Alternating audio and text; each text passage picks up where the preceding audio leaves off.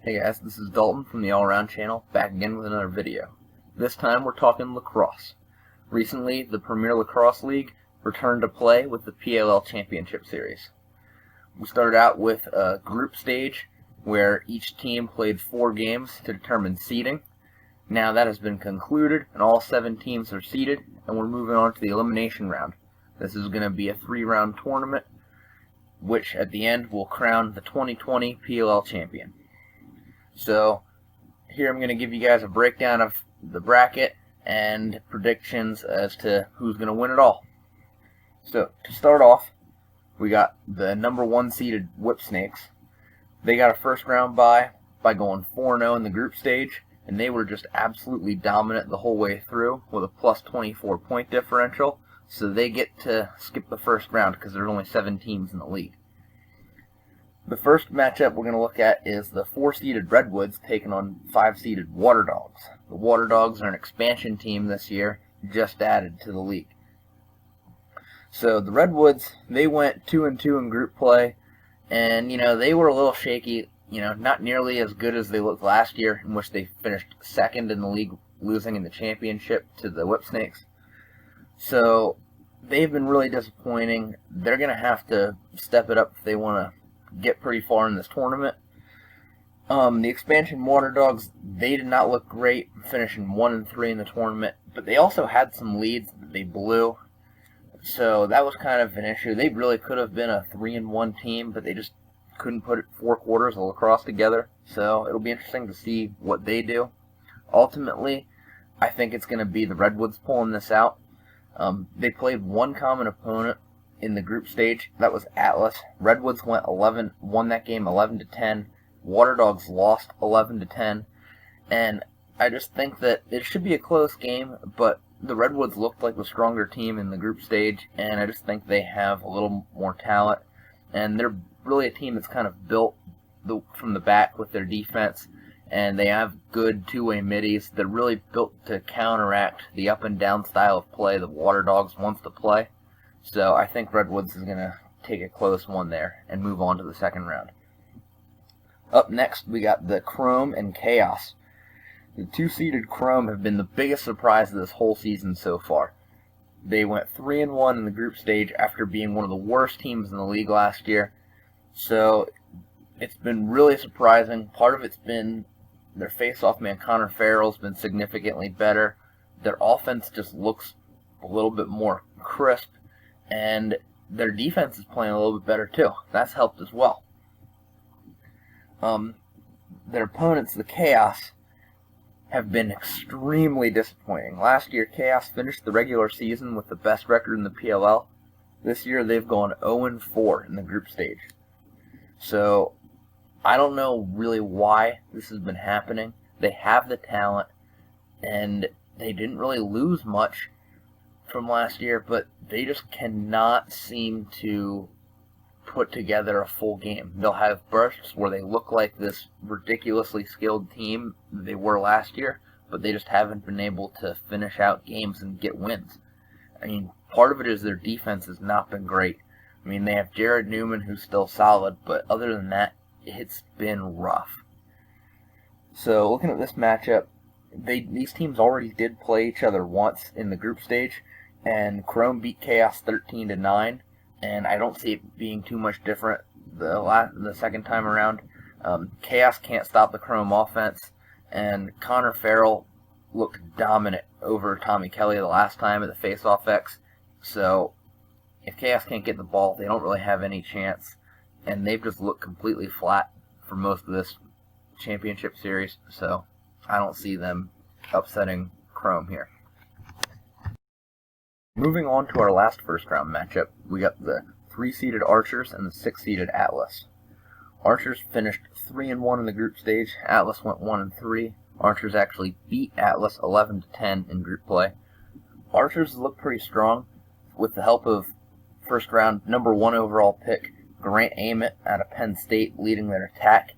He's been a big boost to this offense. He's fit in seamlessly, and this team's just been operating on another level with him this year.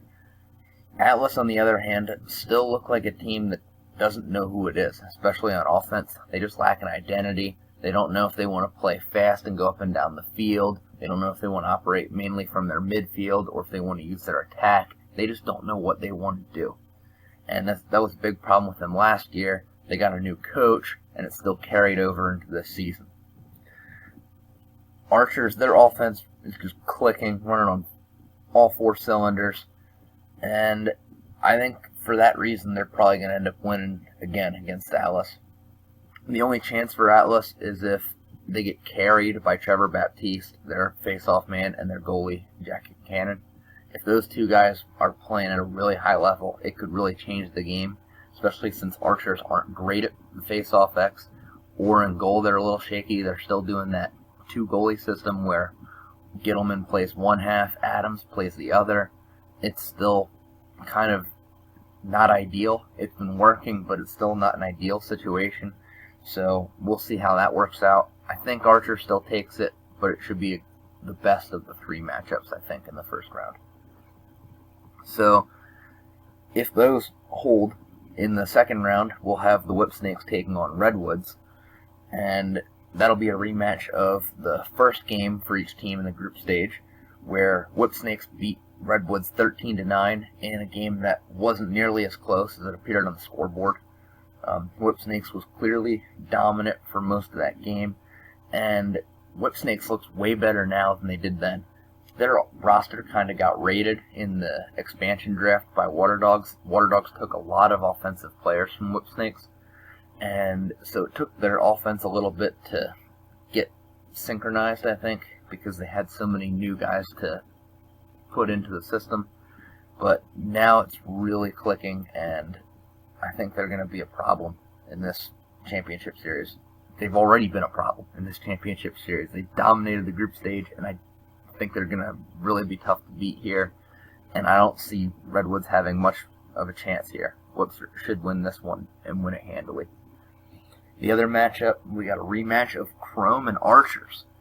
Chrome and Archers played a phenomenal overtime game in which Archers came out on top 13-12, carried by a ridiculous feed from Grant Ament and ridiculous catch by Ryan Ambler in the group stage overtime match. It was ridiculous, allowed them to win 13-12, and that was just an incredible game. I think we're going to get another incredible game here.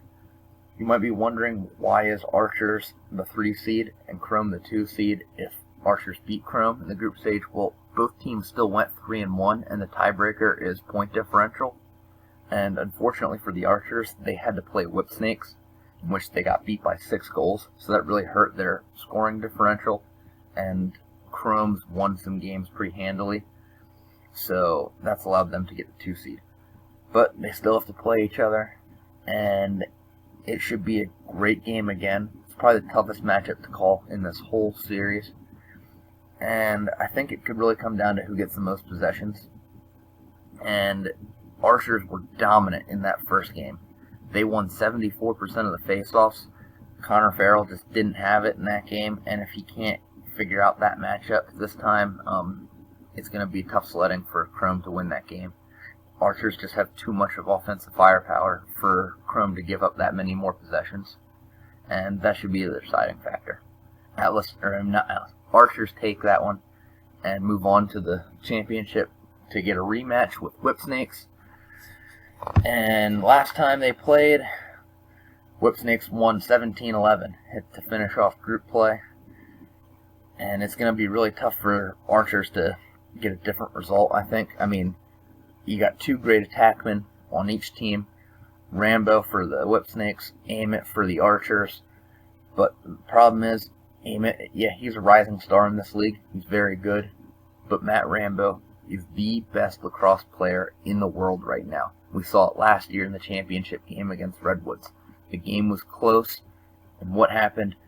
Matt Rambo took over. Even though Redwoods had their best D-man assigned to him, and their whole goal was to not let Rambo beat them, Rambo still beat them. Look at the Whipsnakes Archers game from this year. It was tight up until late in the second quarter, and then Matt Rambo just took over. He had 10 points in that game. He had 2 goals, 8 assists. If he wants to take over again, he can. There's no stopping him. And for that reason, I just think that the Whips are going to have to win this game. Also, across the board, they just have more talent, especially at face-off and in goal. They're just light years ahead of the rest of the league right now, it looks like. I just don't see anyone beating them, so I think Whip Snakes are going to repeat for the second year in a row, be the PLL champions, 2 for 2, 2 years of the PLL, 2 years Whip Snakes winning it, and going to go out on a limb here, 2 years in a row, Matt Rambo is going to be the league MVP. So that wraps up this video. Be sure to like and subscribe, and yeah, thanks for watching.